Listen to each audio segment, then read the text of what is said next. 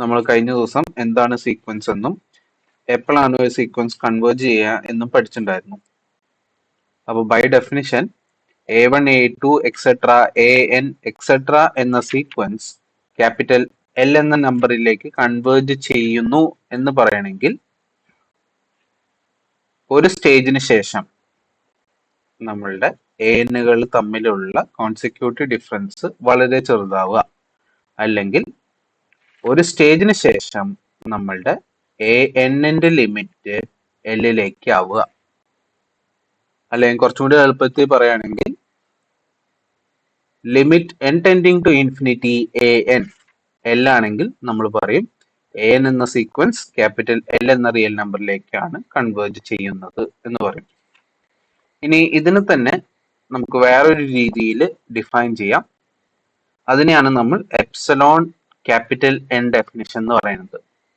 നമ്മളുടെ ഒരു sequence AN ഉണ്ട്. ഈ സീക്വൻസ് ലിമിറ്റ് ക്യാപിറ്റൽ L എന്ന് പറയണമെങ്കിൽ നമ്മൾ പറയും ഏതൊരു പോസിറ്റീവ് നമ്പർ എപ്സിലോൺ എടുത്താലും, എത്ര ചെറുതോ എത്ര വലുതോ, ഏതൊരു positive number epsilon greater than 0 എടുത്താലും നമുക്ക് ഒരു ഇന്റീജർ ക്യാപിറ്റൽ N കാണാൻ പറ്റണം. വെറും ഇന്റീജർ അല്ല, പോസിറ്റീവ് ഇന്റീജർ N കാണാൻ പറ്റണം, സച്ച് ദാറ്റ് ANഉം Lഉം തമ്മിലുള്ള ഡിഫറൻസ് ലെസ് ദാൻ എപ്സിലോൺ ആയിരിക്കണം for all N greater than or equal to capital N. ഇതിനെ നമുക്ക് വേറൊരു രീതിയിൽ പറയാം. ഏതൊരു പോസിറ്റീവ് റിയൽ നമ്പർ എടുത്താലും നമുക്ക് ഒരു സ്റ്റേജ്, ഒരു പെർട്ടിക്കുലർ സ്റ്റേജ് കാണാൻ പറ്റണം ക്യാപിറ്റൽ N, സച്ച് ദാറ്റ് ആ സ്റ്റേജിന് ശേഷം ANഉം Lഉം തമ്മിലുള്ള ഡിഫറൻസ് ലെസ് ദാൻ എപ്സിലോൺ ആയിരിക്കും. Check whether sequence SN where SN equal to 2n plus 1 divided by 3n plus 5 for all n element of n is convergent or divergent. അപ്പോൾ നമുക്കൊരു sequence തന്നിട്ടുണ്ട്. Sequence convergent ആണോ divergent ആണോ എന്ന് നോക്കാൻ നമ്മൾ ആദ്യം ചെയ്യുക, നമ്മൾ തന്നിരിക്കുന്ന സീക്വൻസിന്റെ nth ടേമിന്റെ ലിമിറ്റ് കാണും. ഈ ലിമിറ്റ് ഫൈനൈറ്റ് ആണെങ്കിൽ നമ്മൾ പറയും നമ്മുടെ സീക്വൻസ് കൺവേർജന്റ് ആണെന്ന് പറയും. ഇനി അല്ല, ഈ ലിമിറ്റ് ഫൈനൈറ്റ് അല്ലെങ്കിൽ നമ്മൾ പറയും ഈ സീക്വൻസ് ഡൈവേർജന്റ് ആണ് എന്ന് പറയും. അപ്പോൾ ഇതിന്റെ ലിമിറ്റ് കാണാൻ നമ്മൾ ന്യൂമറേറ്ററിനും ഡിനോമിനേറ്ററിനും n കോമൺ പുറത്തേക്ക് എടുക്കും. അപ്പോൾ limit n tending to infinity n into 2 plus 1 by n divided by n into 3 plus 5 by n. ഈ n ക്യാൻസൽ ചെയ്യും.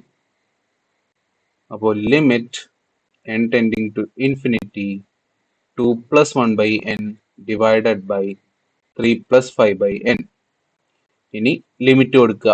ലിമിറ്റ് കൊടുക്കുക എന്ന് വെച്ചാൽ n ഇൻഫിനിറ്റി ഇട്ട് കൊടുക്കുക. അപ്പോൾ 1 ബൈ ഇൻഫിനിറ്റി എന്ന് വരും. 1 ബൈ ഇൻഫിനിറ്റി 0 ആണ്. അപ്പോൾ 2 plus 0 by 3 plus 0 equal to 2 by 3 എന്ന് കിട്ടും, which is finite. Therefore, sequence SN converge ചെയ്യുന്ന വാല്യൂ നമ്മളുടെ ലിമിറ്റിന്റെ വാല്യൂ ടു 2 ബൈ 3. അടുത്ത question, evaluate limit n tending to infinity n minus 1 by n. അപ്പോൾ limit n tending to infinity n minus 1 by n നമുക്ക് limit n tending to infinity n by n minus 1 by n എന്ന് എഴുതാം. n by n എന്ന് പറയുമ്പോൾ 1 ആണ്, which is equal to limit n tending to infinity 1 minus 1 by n.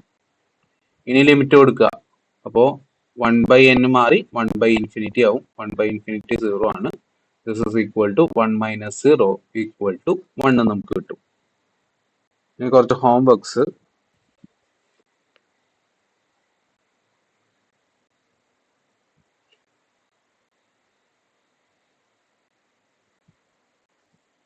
ചില സമയത്ത് നമുക്ക് direct ആയിട്ട് ലിമിറ്റ് കാണാൻ പറ്റില്ല സീക്വൻസിന്റെ.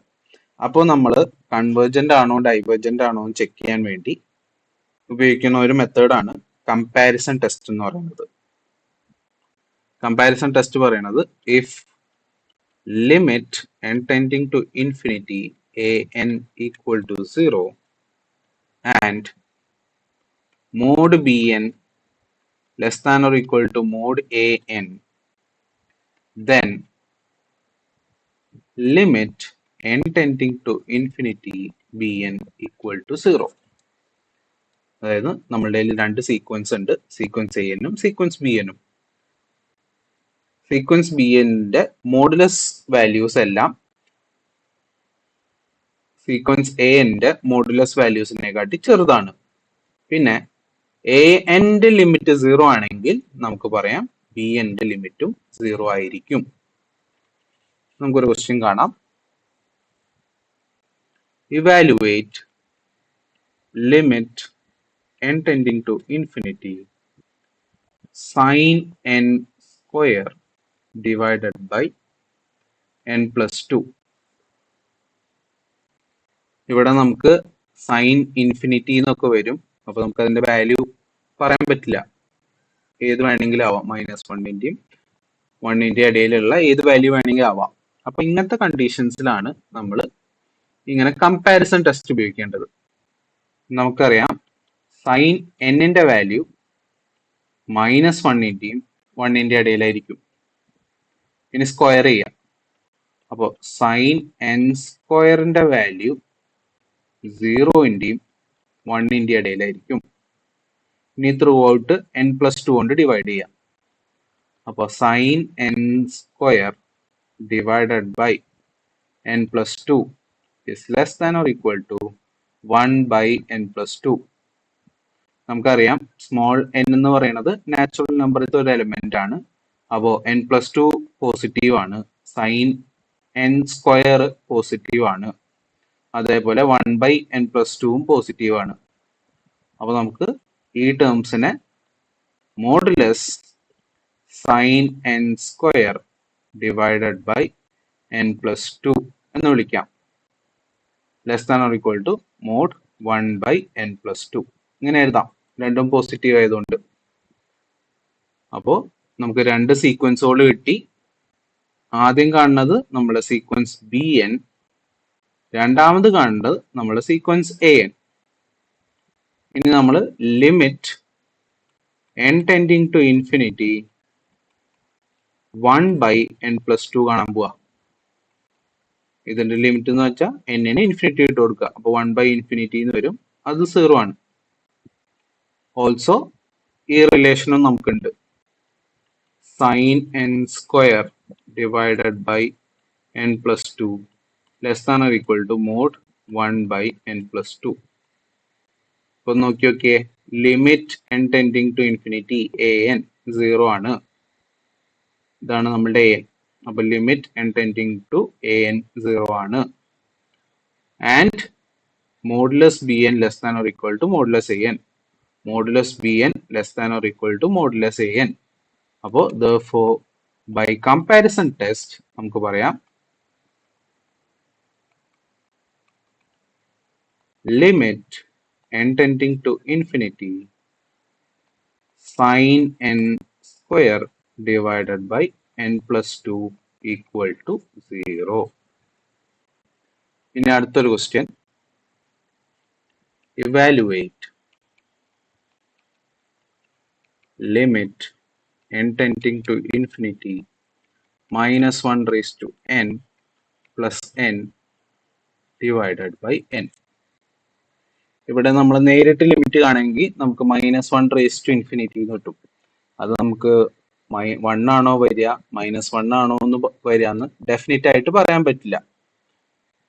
അപ്പോൾ നേരിട്ട് ലിമിറ്റ് പോസിബിൾ അല്ല. അപ്പോൾ നമ്മൾ കൺവേർജ് ചെയ്യോ വാല്യൂ ഒക്കെ കാണാൻ വേണ്ടി കമ്പാരിസൺ ടെസ്റ്റ് ഉപയോഗിക്കണം. അപ്പൊ നമുക്കറിയാം -1/n വാല്യൂ ഒന്നെങ്കിൽ -1 ആയിരിക്കും അല്ലെങ്കിൽ 1 ആയിരിക്കും. അപ്പൊ നമുക്ക് പറയാം -1/n എന്ന് പറയുന്നത് -1ന്റെയും 1ന്റെയും ഇടയിലായിരിക്കും. ഇനി ത്രൂ ഔട്ട് n കൊണ്ട് ഡിവൈഡ് ചെയ്യാം. അപ്പോൾ -1/n less than or equal to -1n divided by n less than or equal to 1/n. ഇനി നമുക്കറിയാം mod x less than or equal to a if and only if minus a less than or equal to x less than or equal to a. നമുക്ക് ഇത് എഴുതാം modulus of -1n divided by n is less than or equal to 1/n. ഇനി n positive ആണ്, അപ്പൊ നമുക്ക് 1/n നെ modulus of 1/n എന്നും എഴുതാം. Since limit n tending to infinity 1/n ന്റെ വാല്യൂ, അതായത് n ന് ഇൻഫിനിറ്റി കൊടുക്കുക 1/∞ എന്ന് വരും. 1/∞ എന്ന് പറയുന്നത് 0. And modulus of -1n divided by n less than or equal to mod 1/n. By comparison test നമുക്ക് പറയാം limit n tending to infinity -1n divided by n equal to 0 ആണ്. നമുക്ക് കാണേണ്ടത് ഇതിന്റെ ലിമിറ്റ് ആണ്. അപ്പോൾ limit n tending to infinity -1n plus n divided by n.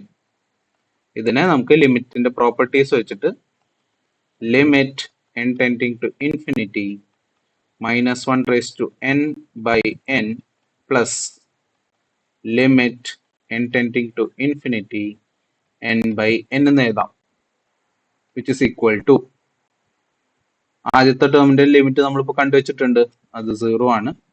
പിന്നെ കോൺസ്റ്റന്റിന്റെ limit constant തന്നെയാണ്, +1 ഈക്വൽ ടു 1 എന്ന് ഉത്തരം കിട്ടും. അടുത്തത് നമ്മൾ ന്യൂട്ടൺസ് മെത്തേഡ് ആണ് പഠിക്കാൻ പോകുന്നത്. ന്യൂട്ടൺസ് മെത്തേഡ് എന്ന് പറഞ്ഞു കഴിഞ്ഞാൽ നമുക്കൊരു ഫംഗ്ഷന്റെ റൂട്ട് ന്യൂമറിക്കലി കാണാനുള്ള ഒരു സ്കീമാണ് ന്യൂട്ടൺസ് മെത്തേഡ് എന്ന് പറയുന്നത്. ന്യൂട്ടൺസ് മെത്തേഡ് പറയുന്നത് നമ്മളുടെ ഒരു ഫംഗ്ഷൻ എഫ് ഉണ്ട്. എഫ് എന്ന് പറയുന്നത് ഡിഫറൻഷ്യബിൾ ഫംഗ്ഷനുമാണ്, എഫ് ഡാഷ് എന്ന് പറയുന്നത് ഒരു കണ്ടിന്യൂസ് ഫംഗ്ഷനുമാണ്. നമുക്ക് ഈ ഫംഗ്ഷന്റെ റൂട്ട് കാണണം, അതായത് നമുക്കൊരു പോയിന്റ് കാണണം സച്ച് ദാറ്റ് എഫ് ഓഫ് ആ പോയിന്റ് 0 ആവും. അപ്പൊ നമ്മൾ ആദ്യം ചെയ്യുക, ഒരു റാൻഡം നമ്പർ എടുക്കും, അതിന് നമ്മൾ എക്സ് നോട്ട് എന്ന് വിളിക്കും. എന്നിട്ട് എഫ് ഓഫ് എക്സ് നോട്ട് കാണും. അത് 0 ആണെങ്കിൽ നമുക്ക് അവിടെ നിർത്താം. ഇനി അല്ല 0 അല്ലെങ്കിൽ നമ്മൾ എക്സ് നോട്ട് ഉപയോഗിച്ചിട്ട് x1 കാണും. x1 കാണാനുള്ള ഇറ്ററേറ്റീവ് ഫോർമുലയാണ് xn + 1 equal to xn minus f of xn divided by f dash of xn. അപ്പോൾ എക്സ് നോട്ട് ഉപയോഗിച്ചിട്ട് കാണുമ്പോൾ നമുക്ക് x1 കിട്ടും. നമ്മൾ ഇതിങ്ങനെ കണ്ടിന്യൂ ചെയ്യും.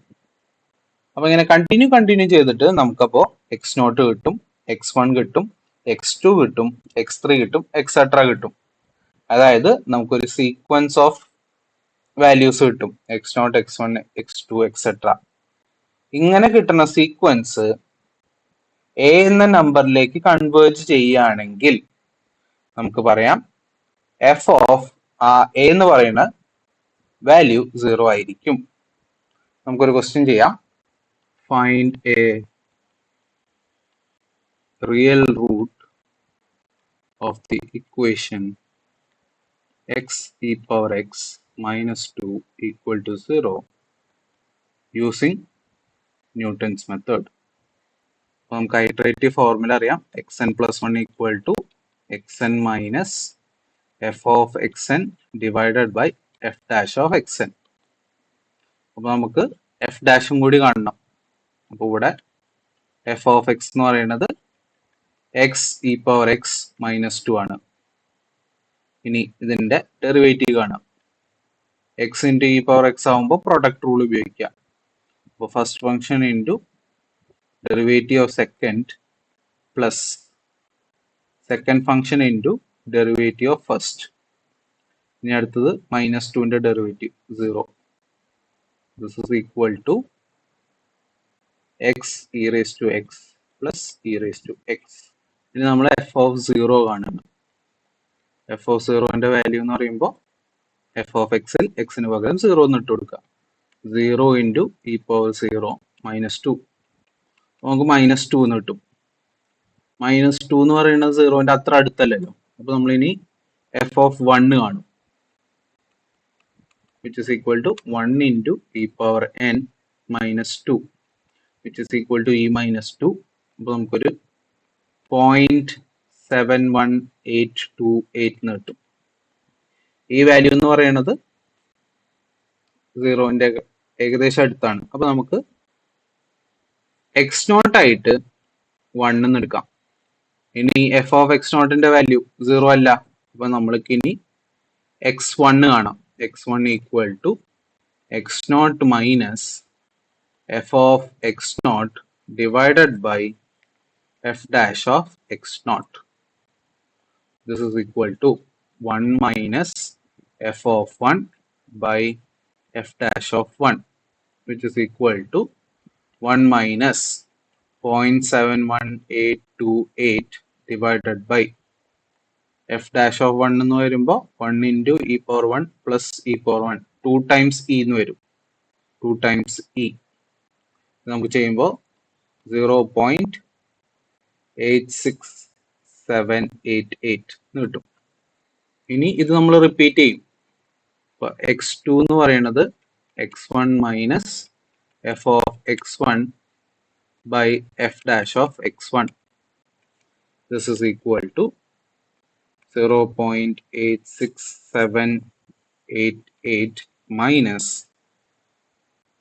f of 0.86788 divided by f dash of 0.86788, which is equal to 0.86788 minus 0.06717 divided by 4.44902.